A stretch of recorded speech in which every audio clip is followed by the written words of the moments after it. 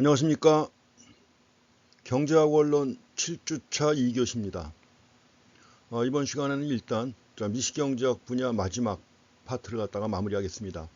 그리고 이제 중간시험 이후에 9주차부터는 거시경제학 분야 보시고, 실제로 미시경제학 분야 뒷부분에 조금 새로운 분야가 좀 있습니다. 여러 가지 법경제학이라든가 행동경제학 같은 것들이 있는데, 다른 교과서에는 거의 안 나오고 우리 교과서에 나와 있는데, 그렇지만 또 최근에 새로 나온 미국에서 나온 교과서가 있습니다. 자, 미국에서 가장 뜨고 있는 좀 약간 젊은 경제학자들인데, 그 MIT 대학의 에스모글루하고 에스모글루 해가지고 꽤 진짜 핫한 책을 써가지고 유명한 학자입니다. 나이는 아직 40대인데도 불구하고 한 10년 전, 8년 전쯤에 국가는 왜 실패하는가 하는 책을 둘이 냈습니다. 그리고 또 한 가지가 이제 올해 그 좁은 회랑이라고 하는 또 책을 냈는데, 그 두 권이 지금 전 세계적으로 베스트셀러가 되고 있는 그런 책입니다. 그래서 에스모글루하고 하버드 대학의 레이슨하고 또 한 명이 있습니다. 시카고 대학의 교수 한 명 해가지고 세 명이 같이 쓴 책이 있습니다. 그 세 명이 배합이 안 되죠. 한 명은 MIT 대학 교수, 한 명은 하버드 대 교수, 한 명은 시카고 대 교수예요. 시카고 대하고 하버드, MIT하고는 완전히 결이 다르잖아요. 그렇죠? 시카고 대학은 밀턴 프리드만 비롯해가지고 고전학파 경제학의 흐름이 계속 이어져 오고 있는 그 대학이고, 그 다음에 MIT나 하버드는 완전히 케인스 학파인데, 그 두 흐름의 교수가 경제학 원론책을 같이 쓴 겁니다. 그래가지고 초판 나올 때부터 제가 이제 경영학과나 아니면 교양 경제학 할 때 교재로 썼던 책인데, 거기서는 이제 그런 내용들을 좀 많이 담고 있습니다. 경제학의 최근의 흐름. 그래서 이제 우리 책에도 그 내용이 나와 있는데, 이건 나중에 일단 거시경제학을 끝낸 다음에 시간적인 여유가 되면은 좀 취급할 생각입니다. 근데 지금은 이제 뒷부분 내용이 얼마나 시간이 걸릴지 몰라가지고 일단 건너뛰겠습니다. 그리고 미시경제학 오늘 마무리하고 9주차부터는 거시경제학 들어가실 겁니다. 그리고 중간시험에 대해서 질문들 하시는데, 중간시험은 말씀드린 것처럼 온라인으로 진행합니다. 우리 수업 시간에 진행할 겁니다. 그러니까 그렇게 하시고 공지사항 나중에 확인하시기 바랍니다. 아직은 안 올렸습니다. 공지사항에 얘기한다고 해놓고 왜 없냐 또 자꾸 메일 보내는 분들이 있는데, 좀 기다리세요 좀. 자, 그래서 9장 공부하시겠습니다. 9장과 10장을 이어서 한꺼번에 공부하시겠습니다. 약간 슬라이드가 많지만 또 앞에서 나오는 그 이론적인 내용보다는 일반적인 내용들이 있기 때문에 시간은 앞부분만큼 많이 걸리지는 않습니다. 자, 9장의 소득분배, 또 소득 재분배 정책 나와 있는데, 상당히 큰 관심을 두고 있는 내용 중에 하나죠. 우리가 분배의 불평등 문제 해가지고 지금 양극화 문제가 여러 가지 측면에 양극화 문제가 우리 사회의 커다란 화두인데, 우리 사회뿐만 아닙니다. 전 세계가 다 마찬가지입니다. 미국도 마찬가지고 유럽, 그 잘 산다는 유럽 국가들도 다 마찬가지입니다. 그 정도의 차이가 있는 것이지, 양극화는 자본주의가 성립한 이래, 자본주의가 성립하기 이전에는 없었나요? 다 있었죠. 옛날에 계급사회에서도 귀족과 평민 다 있었던 겁니다. 인류가 탄생한 이래 없어지지 않고 있는 문제죠. 분배 문제. 그래서 이제 이걸 해결하기 위한 소득 재분배 정책이 강조가 되는데, 소득 재분배 정책은 물론 이제 복지국가가 등장한 이후에 강조가 됐던 것입니다. 그래서 소득 분배와 소득 재분배 정책에 대해서 몇 가지 보고 지나가겠습니다. 그래서 9장에서는 일단 소득 분배라고 하는 게 무엇이냐. 우리가 앞에서 자원 배분 문제는 많이 얘기했었죠. 희소한 자원의 효율적 배분해가지고 자원 배분 얘기는 많이 했었는데, 소득 분배에 대해서는 언급을 안 했었죠. 소득 분배란 무엇인가, 또 소득의 불평등, 중요한 게 불평등인데 어떻게 측정할 것인가 해가지고 몇 가지 측정 수단을 공부하시겠습니다. 그리고 소득 불평등을 결정하는 요인이 무엇이냐. 사실 어떻게 보면 다 알고 있는 거면서도 언급하지 않는 내용들이죠. 그리고 소득 불평등이 이루어질 때, 불평등이 있을 때 이것이 사회적 경제적으로 어떤 영향을 미치는가 다 알고 있는 겁니다. 그렇죠? 그 다음에 이걸 해결하기 위한 바람직한 소득 재분배 정책. 이미 소득이 분배가 됐지만 정부가 개입해가지고 이걸 다시 재분배하는 겁니다. 그러니까 가장 쉽게 얘기하면 뭐예요? 많이 버는 사람한테 많이 뺏어가지고 못 사는 사람 도와준다는 게 재분배 아닙니까? 근데 이제 구체적으로 어떤 방법들이 있는가 하는 걸 보겠습니다. 먼저 우리가 소득 분배라고 했는데 이 소득 분배라고 하는 것은 앞에서 봤던 자원 배분과는 다릅니다. 우리가 자원 배분이라고 할 때는 뭐죠? 리소스 알로케이션이라고 했었죠. 알로케이션. 그 자원이라고 하는 것이 인간에게 뭔가 만족을 주는 모든 것들이 다 자원이에요. 여러 가지 천연 자원도 있고 인적 자원, 물적 자원, 자연 자원들 여러 가지가 있는데 중요한 건 그 자원이 희소하다는 거. 그러면 그 희소한 자원을 어떻게 배분할 것인가 해서 자원 배분이라고 했는데 이때 배분은 영어로 allocation이라고 합니다. 반면에 여기서 소득 분배라고 해서 또 다른 말 쓰죠. 배분이나 분배나 그게 그거 아니냐. 글자 하나 바꿔놓은 거 아닙니까? 근데 소득 분배라고 할 때는 자 소득은 인컴이라고 합니다. 인컴이라고 하는 것이고 소득 분배라고 할 때는 영어로 distribution이라고 합니다. distribution 이렇게 얘기를 해요. 그 distribution이라는 말이 여러 가지 의미로 많이 쓰입니다. 그런데 경영학에서는 우리가 마케팅 중에 중요한 게 유통이 있죠. 자 유통을 distribution이라고 하는 것입니다. 자, 경제학에서는 소득 분배해 가지고 이제 그런 말 쓰는 것이고, 그래서 자원 배분과는 다른 개념이라고 하는 걸 먼저 확인하시기 바랍니다. 일단 우리가 소득 분배라고 할 때 두 가지를 구분합니다. 하나는 절대적 소득 분배가 있고 또 한 가지는 상대적 소득 분배가 있습니다. 절대적 소득 분배는 뭐냐? 앞에서 우리가 경제활동 얘기할 때 분배활동 얘기했었죠. 경제활동은 뭐죠? 생산활동, 분배활동, 소비활동이 있다고 그랬죠. 생산활동은 뭡니까? 생산 요소를 투입해서 생산물을 만드는 거죠. 생산 요소를 투입해서 생산물을 만드는 활동, 생산활동입니다. 그러면 생산물이 만들어지게 되면 그 생산물을 판매해서 얻은 수입이 있죠. 그 수입을 생산활동에 참여한 사람들에게 나눠줘야 되는 거죠. 생산활동에 노동도 투입됐고 자본도 투입됐고 토지도 투입됐다. 그러면 생산활동에 참여한 사람들에게 참여한 데 대한 대가가 주어지는 거예요. 가지고 임금, 이자, 지대, 이윤의 형태로 생산활동에 참여한 사람들에게 대가가 주어지는데 그게 바로 분배활동이라고 하는 거죠. 그럼 분배활동 결과 그걸 받은 사람들은 임금, 이자, 지대, 이윤을 받은 사람들에게는 뭐죠? 소득이 된 거죠. 이게 소득을 얻은 겁니다. 자, 소득을 얻게 되면 어떻게 하나요? 소득을 처분해가지고 생활에 필요한 걸 구입해서 소비하잖아요. 이게 바로 뭡니까? 지출활동, 그중에 소비활동이라고 하는 거죠. 그래서 경제활동 해가지고 생산, 분배, 지출활동, 그중에 분배가 바로 여기서 얘기하는 절대적 소득 분배라고 하는 것입니다. 그래서 분배라고 할 때는 일정 기간 동안 상품과 서비스의 생산활동에 참여한 생산 요소의 소유자들에게 노동자, 자본가, 지주, 그 생산 요소의 소유자에게 생산활동에 참여한 데 대한 대가가 주어지는 거예요. 대가. 생산활동에 참여했으니까 그에 대한 대가가 나누어지는 겁니다. 여기가 분배라고 하는 거죠. 디스트리뷰션. 가지고 임금, 이자, 지대, 이윤의 형태로 분배가 이루어지는 거예요. 가지고 생산활동에 참여한 사람들에게 그에 대한 대가로 생산물의 판매 수입이 나누어지는 과정을 바로 절대적 분배라고 하는 것입니다. 절대적 소득 분배라고 하는 개념 이렇게 보시고, 그럼 이제 두 번째, 이거는 뭐 당연히 그 분배 원리가 무엇인가 하는 거 이해하시면은 뭐 그렇습니다. 원래 그 분배와 관련해 가지고 전통적으로 경제학에서는 뭐죠? 생산활동에 참여한 정도, 생산활동에 얼마나 기여했는가에 따라 분배가 이루어지는 거 아니에요. 생산활동에 기여한 정도를 갖다 우리가 한계 생산이라고 해가지고 한계 생산에 따라서 분배가 이루어지는 겁니다. 우리가 지난 시간에도 얘기했습니다만 노동에 대한 대가로 주어지는 임금이 있잖아요. 임금의 크기는 뭐하고 똑같아요? 노동의 한계 생산 가치.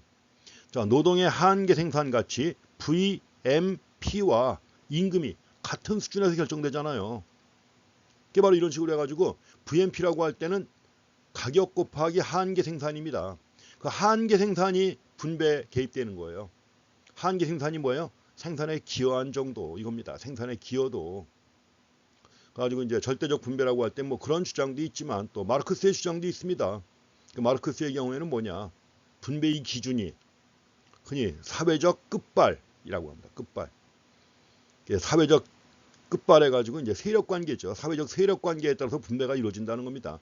누가 크게 기여했는가 중요한 게 아니라는 거죠. 사실은 제일 크게 기여한 것은 어떻게 보면 노동이다 이겁니다. 왜냐하면 노동이 없으면 아무것도 못 만들잖아요. 그럼 노동이 제일 크게 기여했고 노동자에게 가장 많이 주어져야 되는데 사실은 누구에게 많이 돌아가요? 자본가에게. 가지고 마르크스는 그걸 뭐라고 그래요? 자본가가 노동자를 착취한 것이다. 이렇게 본 거 아니에요. 착취라는 용어 씁니다. 영어로 exploitation이에요. exploitation 해가지고 착취라는 용어 쓴 거예요. 가지고 이걸 해결하기 위해서는 뭐예요? 사회주의 혁명을 통해서 해결해야 한다 이거죠. 마르크스의 주장입니다. 그런 주장도 있고 과거엔 또 그런 주장이 매우 중요시 됐던 겁니다.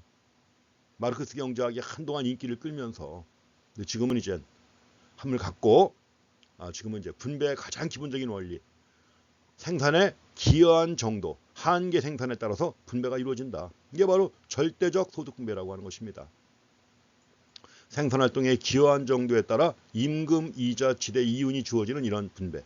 절대적 분배. 사실은 뭐 절대적 분배라는 용어가 보편화된 많이 쓰는 용어는 아닙니다. 그냥 분배해가지고 기능적 분배라고 그래요. 바로 다음 슬라이드에 나옵니다. 기능적 분배라는 말 쓰는 것이지 절대적, 상대적 이런 표현은 지금은 거의 안 씁니다. 우리 책은 아주 이제 옛날부터 꽤 오래전부터 있었기 때문에 중간에 그런 걸 수정하지 않고 그냥 계속 이어져 와가지고 남아있는 용어고 요새 새로 집필돼 가지고 나오는 이런 책에서는 거의 언급하지 않는 용어입니다. 그래서 이렇게 할 때는 뭐예요? 임금, 이자, 지대, 이윤의 형태로 분배가 이루어지는 걸 절대적 분배라고 불렀었다. 그렇게 보시면 되고. 자, 이제 문제가 되는 건 뭡니까? 상대적 분배죠. 고소득층과 저소득층 간의 계층 간 분배. 이게 이제 사회적으로 문제가 되고 우리의 관심을 끄는 겁니다. 이걸 그래서 절대적이라는 말에 비해 가지고 상대적이라고 합니다.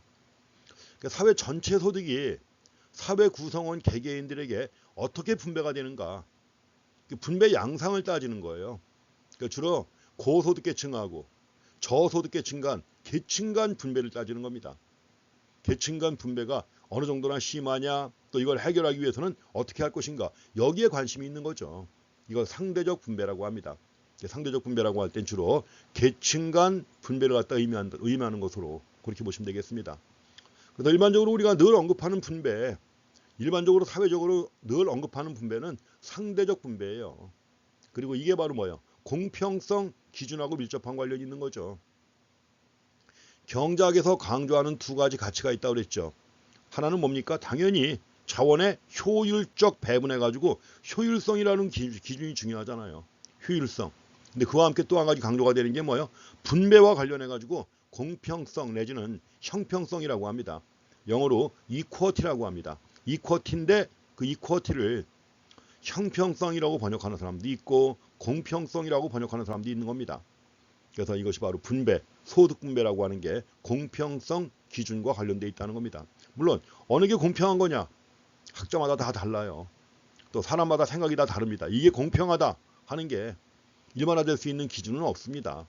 그렇지만 어쨌든 간에 공평성 기준과 관련된 것이 상대적 분배고 계층 간 분배라는 거. 자, 그래서 분배 개념을 그렇게 확인하시기 바랍니다.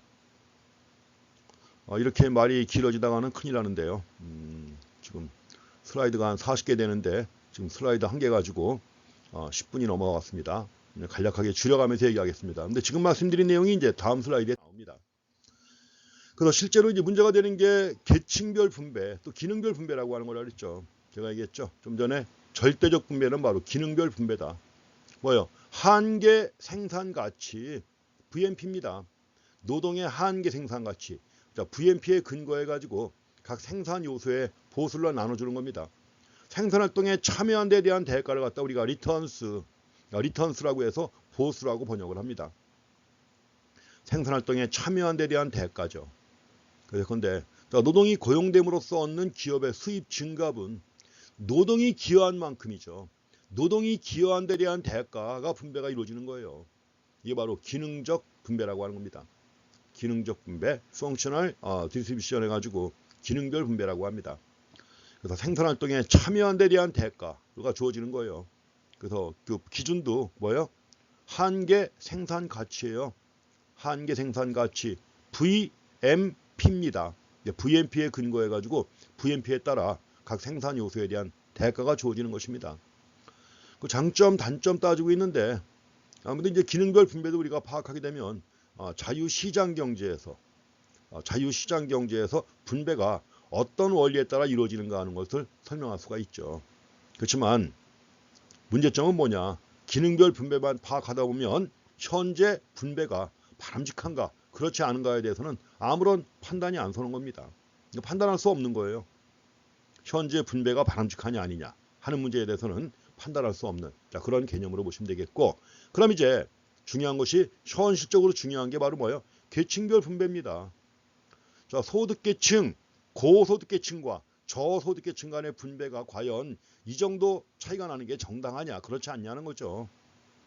그래서 고소득계층 즉 부유층과 그 다음에 빈민층 파버티 간의 분배, 요게 이제 사회적으로 이슈가 되고 있는 그런 분배가 되겠습니다.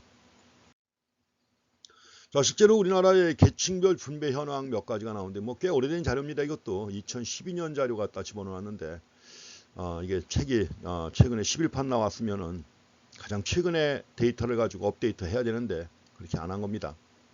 그렇다고 해서 뭐 책에 틀린 내용을 고쳤느냐 그것도 아니고, 몇 가지 그 사례를 들고 있는 뭐 현실과 경제학 해가지고 사례로 제시하고 있는 것만 일부 좀 바꿔놨고, 그다음에 이제 최근의 추세 좀 반영한 것밖에 없습니다. 제일 중요한 게 이런 데이터를 갖다가 바꿔놔야 되는데 참 성의 없이 개정판을 낸 그런 내용입니다. 그렇지만 뭐 데이터가 중요한 게 아니라 내용이 중요하니까 봐주시죠. 자, 지금 여기서 월소득 구간이에요. 월소득 구간 해가지고 100만 원 미만 100만 원에서 200만 원 사이, 제일 소득이 낮은 계층이죠. 소득이 제일 낮은 계층의 비율 6.21, 12.03 나와 있습니다. 그 다음에 500만 원 이상의 고소득 계층이죠. 고소득 계층의 비율이 얼마냐? 10.25, 19.2. 당연히 차이가 크죠. 이런 차이입니다. 고소득층과 저소득층 간의 차이 이렇게 나오는 겁니다. 일반적으로 이걸 비교할 때는 자, 가구 2인 이상의 가구입니다. 지금은 1인 가구가 크게 증가하고 있는데 1인 가구가 아직 통계에 반영이 안 되고 있어요. 지금은 결혼해가지고 2인 이상 가구를 따져가지고 월소득 비중을 제시하고 있는데, 이것도 앞으로 이제 통계에서는 이것도 이제 고쳐야 될 내용 중에 하나죠. 당연히 1인 가구 비중이 크게 증가하고 있는데 그걸 고려하지 않으면 의미가 없죠. 가지고 여기서부터 1분위, 2분위, 3분위, 4분위, 5분위 구분했어요. 이게 뭐죠? 자, 제일 낮은 계층부터 제일 높은 계층까지 해가지고 0에서부터 100까지 한 다음에 20%씩 자르는 거예요. 그러니까 1분위면은 뭐 1분위는 하위 20%, 2분위는 고위의 20%, 5분위는 최상위 20% 이렇게 따지는 겁니다. 그래서 자, 최상위 20%가 차지하는 소득 비중이에요. 월소득 비중. 따져보니까 뭐예요? 제일 높죠 이게. 5분위가 다 당연히 높을 수밖에 없는데 그게 더 높아지느냐 낮아지느냐 이거 가지고 이제 우리가 분배가 개선되는지 안 되는지 이걸 파악하는 것입니다.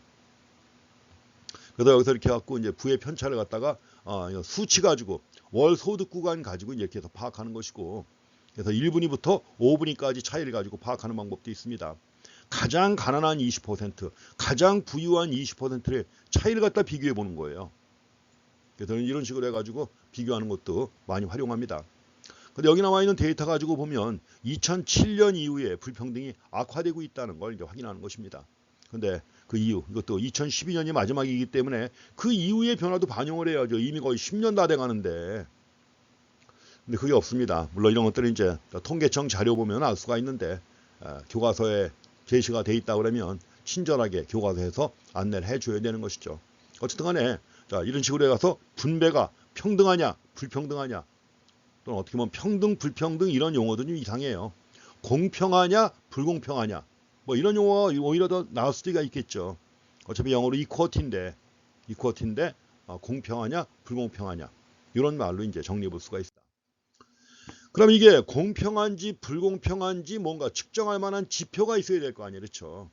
소득 불평등을 측정할 수 있는 지표입니다. 자, 여기다 지금 집어넣을까 하다 까먹었는데 사실은 불평등, 소득 불평등이 좀 심하다 해가지고 이걸 제일 먼저 주장한 학자가 누구냐 하면 파레토가 있습니다. 빌프레도 파레토. 자, 빌프레도 파레토. 자, 지금 이름 하나 메모해 주시는 게 좋을 겁니다. 근데 제가 집어넣으려고 하다 까먹었어요, 진짜. 자, 빌프레도 파레토. 파레토 많이 들어보셨죠?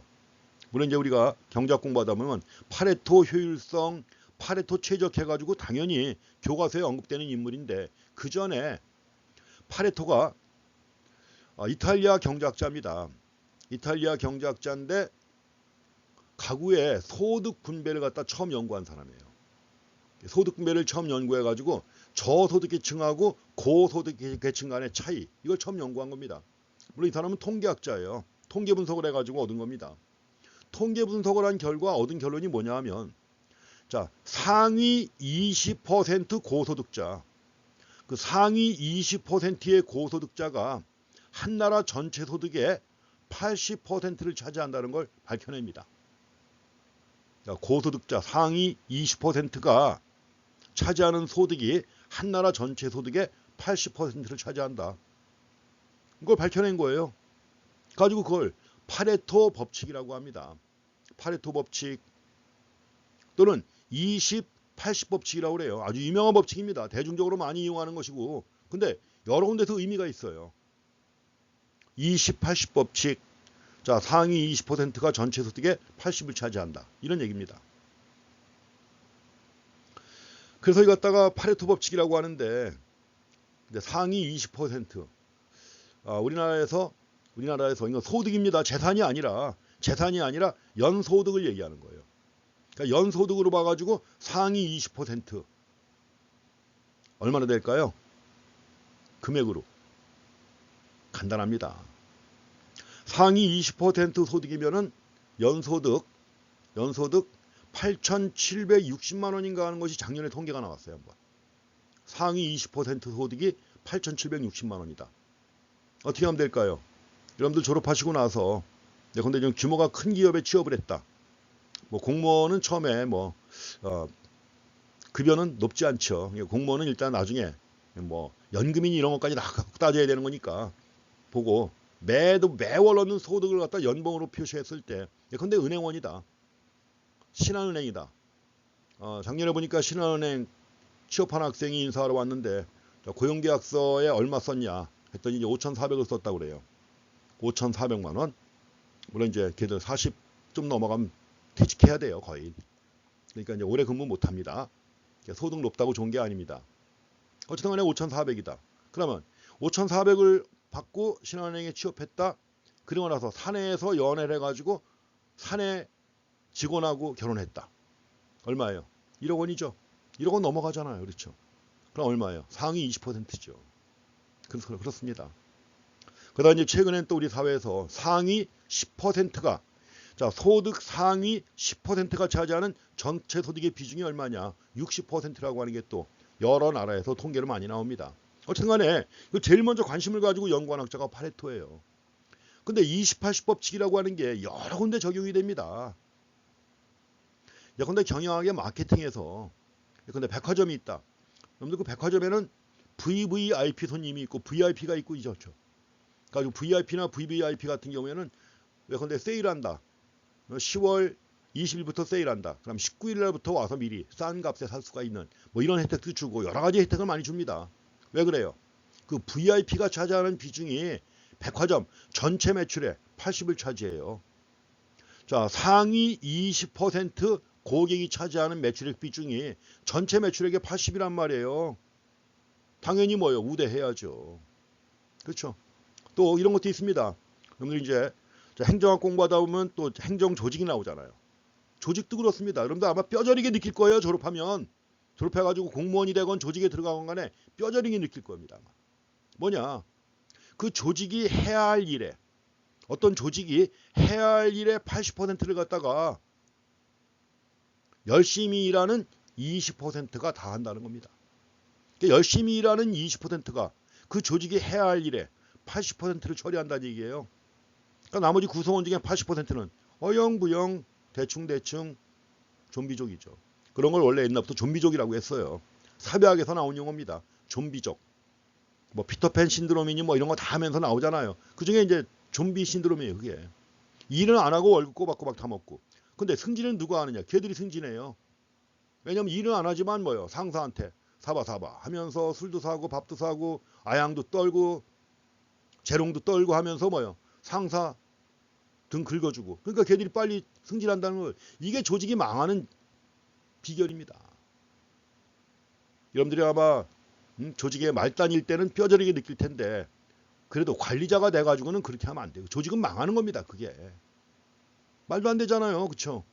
그럼 오히려 열심히 일하는 20%가 빠르게 승진돼서 올라간다면 그 조직은 그래도 문제가 없는데 그렇지 않으니까 문제가 되는 거죠. 망하는 조직이에요. 그게. 근데 한국만 있느냐? 전 세계 다 있습니다. 오죽하면 뭐 유리천장 이런 얘기 나오잖아요. 아무리 여자가 뛰어나게 일 잘해도 승진이 안 돼요. 그러니까 그걸 뚫고 올라간 사람들을 갖다가 유리천장을 뚫었다는 말이 나오지 않았습니까? 그래도 사회가 많이 달라지고 있기 때문에 그나마 여러분들 세상은 좀 다를 겁니다. 그렇지만 제가 지금까지 살아온 세상은 여전히 그런 좀비들이 판치는 그런 세상에서 살아온 겁니다. 자, 28시 법칙 맞습니다. 많은 곳에서 나타납니다. 그래서 이 파레토가 이걸 처음 제시한 거예요. 그리고 나서 소득 분배를 측정하기 위해서 파레토 계수까지 제시했습니다. 파레토 계수. 제가 예전에 대학 들어와가지고 경제학 처음 공부할 때는 파레토 계수, 분배를 측정할 수 있는 가장 좋은 지표다 해가지고 파레토 계수가 있었고 이걸 달달로 했습니다. 진짜. 어떻게 쓸 것이냐. 근데 지금은 파레토 계수는 의미가 없다.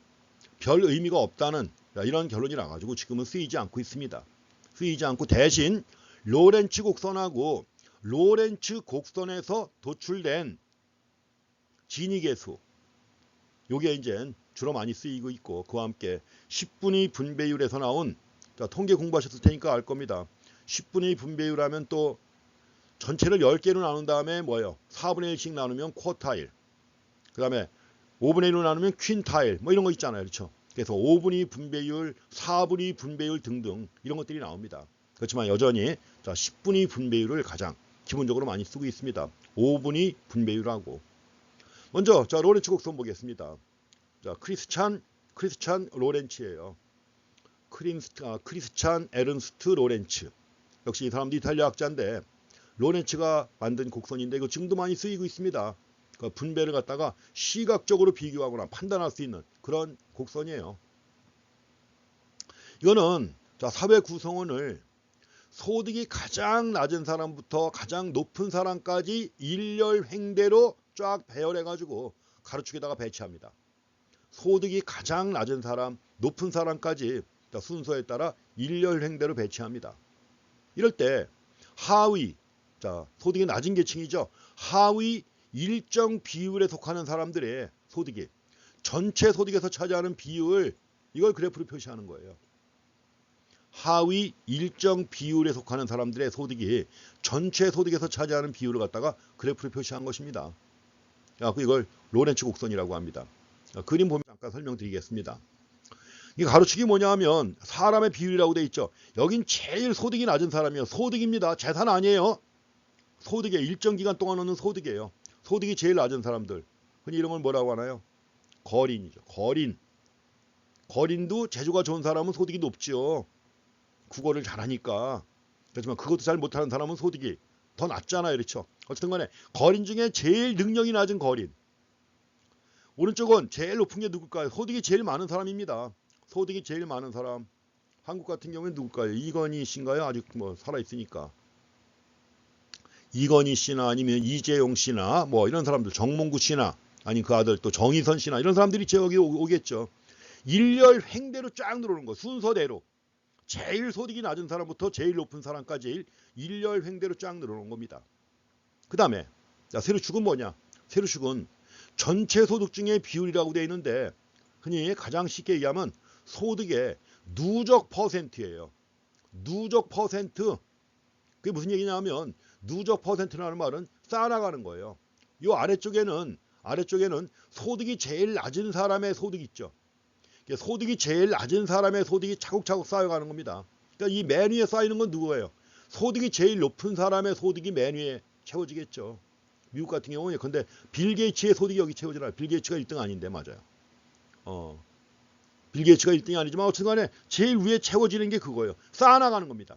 쌓아나가는 거니까 뭐예요? 누적 퍼센트입니다. 그럼 예컨대 요점 한번 볼까요? 요점입니다. 요점은 뭘까요? 가운데 점이에요. 저건 대각선입니다. 여기 O하고 L까지 표시가 된 게 대각선이에요. 이거 표시가 된 게 대각선이면 소득이 제일 낮은 사람. 소득이 제일 낮은 사람 50%가 차지하는 소득 비중이 한 나라 전체 소득이 얼마다? 50이다. 어때요? 이게 50입니다. 가운데 점이죠. 그러면 자, 소득이 제일 낮은 사람이 차지하는 전체 소득에서 차지하는 비율이 50%다. 어때요? 평등하죠. 완전 평등이죠. 그거는 못 사는 사람 50%가 차지하는 소득이 한 나라 전체 소득의 딱 반이다. 완전 평등이죠. 똑같이 나눠줘야 가능한 거예요. 똑같이 나눠줘야 완전 평등이죠. 그럼 이제 대각선상에 있는 점들은 다 그런 점들이에요. 다 그런 점들. 예컨대 요거는 예컨대 70%가 차지하는 소득이 한 나라 전체 소득의 70이다. 요거는 90%가 차지하는 소득이 한 나라 전체 소득의 90이다. 다 이런 개념 아니에요. 그러니까 이 가운데 있는 대각선입니다. 대각선은 뭐예요? 완전 평등 분포선이라고 합니다. 그래서 이 사각형 중에서 가운데 있는 대각선을 완전 평등 분포선이라고 합니다. 그러면 A점 보세요. A점은 뭐냐? 하위 소득계층 50%입니다. 하위 소득계층 50%가 차지하는 소득이 그 나라 전체 소득의 20%예요. 평등, 불평등? 불평등합니다. 당연히 불평등하죠. 그리고 또 아래 B점 같은 경우에는 하위 소득계층 30%가 차지하는 소득이 10%밖에 안 된다는 얘기예요. 자, 소득 계층으로 봐가지고는 하위 30% 계층인데 이 사람들이 차지하는 소득은 10%밖에 안 된다. 불평등하죠. 그래서 이런 점들 A점, B점 이런 점들 있죠. 이런 점들을 다 연결하면 활 모양의 선이 나옵니다. 활 모양의 선이 나오는데 활 모양의 선은 뭐예요 이게? 자, 가운데 있는 대각선이 완전 평등 분포선이라면 활 모양의 선은 뭘까요? 불평등 분포선이에요. 소득의 불평등 분포선. 그리고 이 소득의 불평등 분포선 이게 바로 뭐냐? 이게 로렌츠 곡선입니다. 이게 로렌츠 곡선이에요. 이게 불평등 분포선이 로렌츠 곡선입니다. 그럼 어떻게 될까요? 로렌츠 곡선이 대각선에서 멀어지게 되면 불평등이 더 심해지는 거 아니에요, 그렇죠? 요 가운데 있는 알파를 갖다가 우리가 불평등 면적이라고 합니다. 알파를 가리켜서 불평등 면적. 그러니까 만약에 로렌츠 곡선이 대각선에서 멀어진다, 그 말은 불평등 면적이 크다는 것이고 불평등이 점점 더 심화된다는 것이죠. 그렇게 이해하시면 됩니다. 많이 쓰는 거예요. 왜냐하면 시각적으로 보이잖아. 시각적으로 보여줘가지고 이걸 비교할 수 있게 만든단 말이에요. 이거 비교할 때는 어떻게 비교하느냐? 이런 식으로 비교합니다. 이런 식으로 해가지고 대각선 그리고 예컨대 한국은 이렇다. 예컨대 미국은 이렇다. 비교가 되죠. 이렇게. 근데 뭐 스위스는 예컨대 뭐 이렇다. 이런 식으로 하면 국가 간 비교가 되죠. 어떤 일정 시점에서 국가 간 비교가 가능하죠. 자, 시각적으로 보여주기 때문에 소득 분배의 뭐 여러 가지 비교, 국가별 비교, 연도별 비교, 직업별 비교, 지역별 비교 다 가능합니다. 그렇지만 문제는 뭐예요? 정확한 비교가 정확하게 수치로 나타내기가 어렵다는 게 이제 한계죠, 물론. 자, 이걸 보완하는 방법이 또 나옵니다. 그래서 이에 대한 설명. 자, 이제 충분히 이해하셨죠? 가운데 있는 대각선 완전 평등 분포선, 활 모양의 선, 불평등 분포선인데 이게 로렌츠 곡선이다. 중요한 것은 로렌츠 곡선이 대각선에서 멀어질수록 불평등 면적이 커지고 분배가 불평등한 것이다. 이해가셨죠? 그렇게 정리하시면 되겠습니다. 그래서 뭐 이런 일은 있을 수 없겠지만 이 가로축, 세로축, 자, 로렌츠 곡선이 가로축, 자, 세로축까지 이어진다는 거 말도 안 되죠. 예, 완전한 불평등 뭐 얘기했는데 볼 거 없고요. 그래서 일단 로렌츠 곡선이 대각선에 가까울수록 평등한 분배다. 평등하다. 로렌츠 곡선이 대각선에 가까울수록 평등하고 로렌츠 곡선이 대각선에서 멀어질수록 불평등하다는 겁니다. 가지고 이제 장점은 비교가 가능해요. 비교가 가능하지만 정확한 비교가 어렵다는 거죠. 우리가 시각적으로 비교할 수는 있죠. 시각적으로 눈에 보이게 비교할 수는 있지만 정확한 비교, 평등도 해가지고 수치로 비교할 수가 없다는 겁니다. 이게. 또 두 로렌츠 곡선이 교차하는 경우도 있어요. 교차하는 경우에는 뭐예요? 비교가 더더구나 안 되죠. 그래서 두 로렌츠 곡선이 교차하는 경우엔 더더구나 비교가 안 된다. 그래서 여기서 중요한 건 그겁니다. 로렌츠 곡선이 대각선에서 멀어질수록 불평등한 걸 나타낸다는 거. 그래서 이걸 보완하기 위해서 만든 게 지니계수가 있습니다. 제일 많이 쓰는 거예요. 우리가 분배를 갖다가 알아보기 위해서 전 세계적으로 가장 많이 쓰는 게 지니계수입니다. 지니계수는 뭐냐? 아래쪽에 있는 삼각형이 있죠. 아래쪽에 있는 삼각형 OLM 중에서 불평등 면적의 비중입니다. 이 중에서 불평등 면적의 비중을 나타내요. 요거의 비중. 그러니까 결국 알파 더하기 베타분의 알파의 비율이에요. 가지고 이걸 지니계수라고 해서 표현하는 것입니다. 그래서 로렌츠 곡선의 단점을 갖다 보완한 것이다. 그래서 로렌츠 곡선하고 대각선 사이 면적 알파 더하기 b분의 알파의 비중, 불평등 면적의 비율이에요. 이렇게 해가지고 지니계수를 갖다 구하는 것입니다. 지니계수 이런 것이고 이상하게 만들어 놨는데 신경 쓸 거 없습니다. 그렇다면 자, 지니계수의 크기는 어떨까요? 1과 0 사이에 있습니다. 지니계수의 크기는 1과 0 사이에 있고 0에 가까울수록 소득분배가 평등한 것이고 1에 가까울수록 불평등하죠. 그래서 실제로 지니계수를 갖다가 통계를 낼 때는 소수점 아래 4자리까지 나와요. 그런데 한국에 가장 최근에 나온 통계가 0.3125 이렇게 나옵니다. 0.3125. 0.3125면 분배가 아주 평등한 대표적인 영역이에요. 0.3125. 그러니까 한국 같은 경우에 여러분들이 뭐 공평하다고 느끼지 못하겠지만 다른 나라와 비교할 때 뭐예요? 그래도 분배 상태가 좋은 편이에요. 자, 지니계수입니다. 제일 많이 쓰는 거예요. 1과 0 사이에 있다. 로렌츠 곡선에서 불평등 면적의 비중을 구한 것이다. 0에 가까울수록 평등하고 1에 가까울수록 불평등하다. 그래서 보통 0.4가 넘어서면 0.4보다 크면 불평등하다고 그래요. 0.3보다 작으면 평등한 편이다. 그래서 이렇게 해갖고 지니계수가 활용이 되고 있습니다. 제일 많이 쓰는 겁니다. 그래서 지니계수하고 10분위 분배율의 추이 제시해 놨는데 지니계수가 90년대 이때는 상당히 낮았죠. 그렇죠? 2인 가구 중심으로 했던 건데 90년대 초반에 상당히 낮았습니다. 그러다가 이제 자, 좋아졌다 나빠졌다 반복하는데 근래 들어와가지고 뭐요? 이때 상당히 높아졌죠. 왜 그런가요? 글로벌 금융위기 때 분배 상태가 악화된 겁니다. 글로벌 금융위기 때 분배 상태가 악화돼가지고 지니계수가 상당히 높아진 거죠. 근데 여러분들이 그 그래프 같은 거 볼 때 속아 넘어가면 안 돼요. 왜냐하면 여기 맨 밑에가 뭐예요? 0이 아니라 0.25부터 시작하잖아요. 0.25부터 0.33. 그러면 뭐예요? 그만큼 분배 상태의 변동이 심하다는 걸 갖다 강조하기 위해서는 이런 식으로 그래프 가지고 장난칩니다. 근데 만약에 분배 상태에 큰 변동이 없다는 걸 갖다가 표현하려면 어떻게 하면 될까요? 원점을 0으로 하고 원점을 0으로 한 다음에 맨 위에 점을 갖다 0.4쯤 해봐다. 0.4쯤. 그러면 0에서부터 0.4 이렇게 표시해 놓으면 이만큼 변동이 커 보일까요? 아니죠. 물론 이제 그래프 갖고 장난치는 방법 많이 있습니다. 통계 가지고 장난치는 방법이 얼마나 많은데요. 그래서 자기 입맛에 맞게 이제 알리기 위해서 이런 장난 많이 치니까 유심히 보셔야 돼요. 그래프 같은 거 나오면. 신문에도 많이 나오잖아요.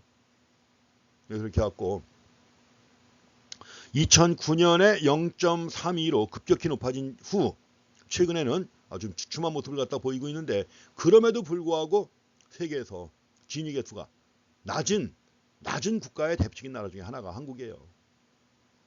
그래서 불평등을 많이 느끼셨겠지만 그러나 다른 나라에 비하면 불평등이 심하지 않다는 겁니다. 자, 또 한 가지가 있습니다. 10분위 분배율도 많이 쓰는 거예요. 이것도 자, 소득계층을 제일 소득계층이 낮은 계층부터 높은 계층까지 일렬 횡대로 쫙 늘어놓은 다음에 하위 40%와 상위 20%를 비교하는 거예요. 가지고 상위 20% 소득 점유율, 상위 20%의 소득 점유율분의 하위 40%의 소득 점유율 해가지고 구하는 겁니다. 그러면 당연히 뭐예요? 10분의 분배율이 클수록 왜냐하면 분자에 들어가는 게 하위 40%예요. 분모에 들어가는 게 상위 20%고 분자에 들어가는 게 하위 40%. 그러니까 하위 40%의 소득이 크면 클수록 10분의 분배율이 커지는 겁니다. 그럼 당연히 10분의 2 분배율은 크면 클수록 평등한 거죠. 자, 좀 전에 봤던 로렌츠고 진위계수. 진위계수는 진위계수가 작을수록 평등합니다. 10분의 2 분배율은 10분의 2 분배율이 크면 클수록 평등하다는 거죠. 클수록 평등한 것이다. 그렇게 해석하시면 되겠습니다. 자, 불평등의 결정 요인 나오는데 불평등한 요인들 여러 가지가 있죠. 유산론도 있고 유산 많이 받았으면 잘 사는 것이고 못 받았으면 못 사는 것이고 물론 또 유산 받은 다음에도 다 날려버리는 사람도 있고 그렇지 않은 사람도 있고 여러 가지가 있습니다. 그래서 여러 가지 요인들을 갖다가 원인으로 제적하는데 그래서 포괄적 분배이론이라고 그래요. 특히 인적 자본의 중요성을 강조하는 게 게리 베커입니다. 시카고 대학 교수예요. 게리 베커. 시카고 대학 교수로서 인적 자본, 원래 인적 자본 이론의 본산이 바로 시카고 대학이에요. 그래서 교육, 훈련과 같은 인적 자본 투자가 중요한 역할을 한다는 것이고 아무래도 이제 인적 자본 투자가 적은 사람하고 많은 사람하고는 차이가 있겠죠. 그 다음에 알란 블라인더가 있습니다. 블라인더는 또 그래요. 능력도 있지만 포괄적이라고 했습니다. 여러 가지예요. 그래서 블라인더가 제시하는 것은 뭐냐. 능력도 있지만 우연도 있어요. 우연 뭐예요? fortune. 복권 당첨됐다. 누가 복권 당첨되는 게 재주입니까? 능력입니까? 이게 글자 그대로 우연이죠. fortune. 또 상속재산. 여러 가지가 다 영향을 미친다는 얘기입니다. 맞죠? 여러 가지가 다 영향을 미치죠. 괜히 쓸데없이 인적 자본 어쩌고 떠드는 것보다 이 알란 블라인더의 말이 맞아요. 그렇죠? 능력도 중요하지만 fortune도 중요하고 물려받은 재산이 있냐 없냐 큰 차이가 납니다. 또 고등학교 때 보면은 고등학교 때 공부 참 잘했던 친구, 공부 못했던 친구가 있는데 지금은 그냥 공부 잘했던 친구가 잘 사느냐 못했던 친구는 못 살고 아닙니다. 부모한테 물려받은 쓸모없는 땅이 갑자기 재개발돼 가지고 땅값 올라서 재벌처럼 사는 애가 있어요. 고등학교 때 공부는 참 안 했는데 또 못했죠. 왜냐면 그땐 그 집도 어려웠으니까는 과외도 못 시키고 돈이 없어서. 근데 갑자기 쓸모없는 땅인데 진짜 쓸모없는 땅인데 재개발 지역으로 지정되면서 재벌이 된 겁니다. 이거 뭐예요?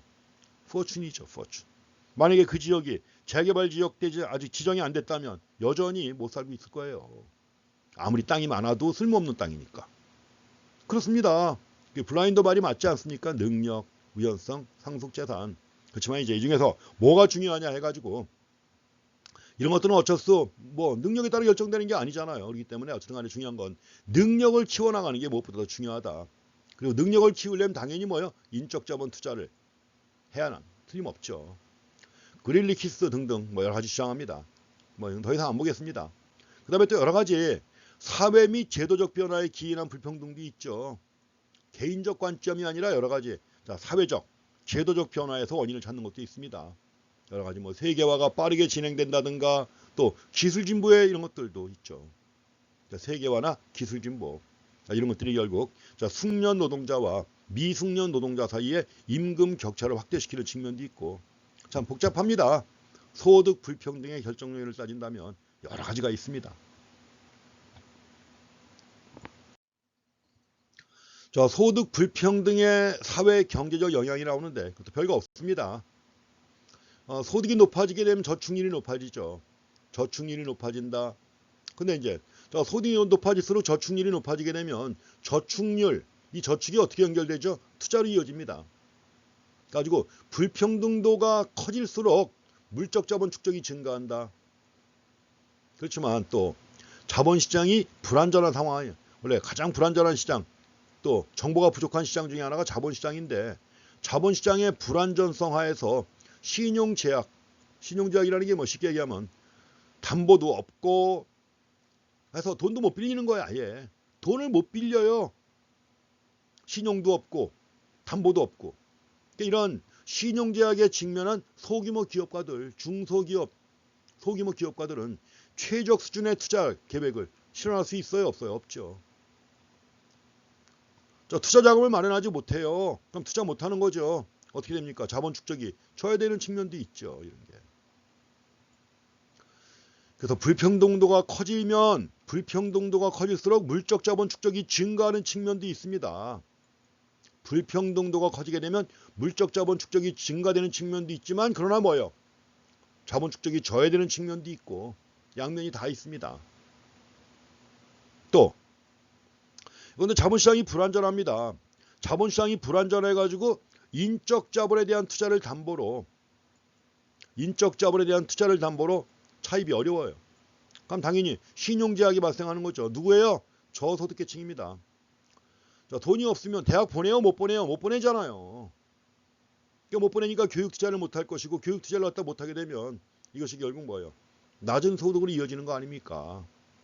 그래서 이렇게 갖고 결국 두 가지 측면, 위에 거 아래 거 따져보면 다 뭐 같은 얘기지만, 분배가 불평등하면 능력과 학습 기회의 불일치를 갖다 가져옵니다. 능력하고 학습 기회의 불일치를 유발한다. 이렇게 함으로써 인적 자본 투자의 효율성도 떨어지는 이런 측면이 나타나는 거죠. 그래서 그만큼 이런 측면이 있고, 또 한 가지, 불평등이 심화되면 심화될수록 정치, 사회적 불안이 또 심화됩니다. 자, 이렇게 해서 분배의 불평등이 이런 결과를 가져오기도 한다는 거 봐주시기 바랍니다. 우리가 분배와 관련해 가지고 얘기했는데 뭐 시간이 벌써 1시간 다 돼가네요.